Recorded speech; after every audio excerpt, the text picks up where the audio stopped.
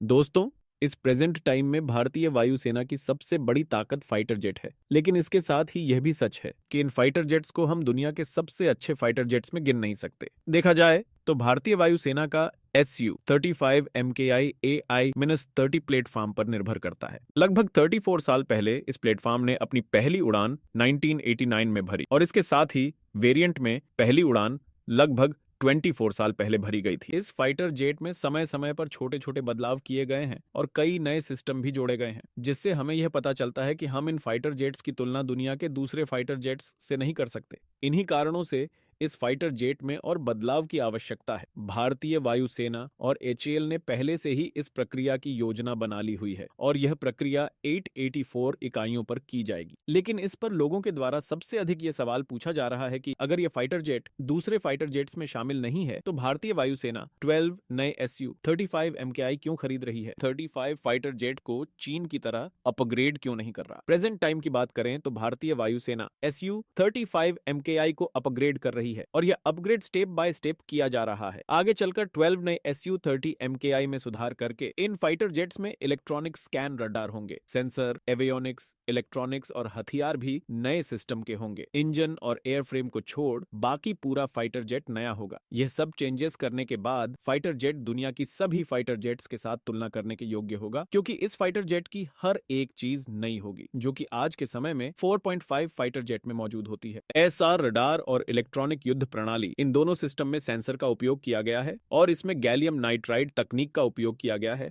जिससे इस fighter jet में कम एनर्जी यूज होगी। SR रडार लंबी दूरी पर काम करने में सक्षम होंगे और साथ ही में यह लक्ष्यों को भी पता लगाने में हेल्प करेंगे। यह 12 फाइटर जेट भारतीय वायुसेना के तीसरे 4.5 के फाइटर जेट होंगे। राफेल और तेजस मार्क 1 अल्फा के बाद SU-35 MKI है। इसमें सेंसर, इलेक्ट्रॉनिक्स, एवियोनिक्स और सभी हथियारों की क्षमता को काफी हद तक बढ़ा देंगी। दूसरी ओर चीन के SU-35 में ऐसे SR रडार नहीं है। ये फाइटर जेट बूस्ट और पैसिव इलेक्ट्रॉनिकली सेकेंडरी रडार के साथ आता है।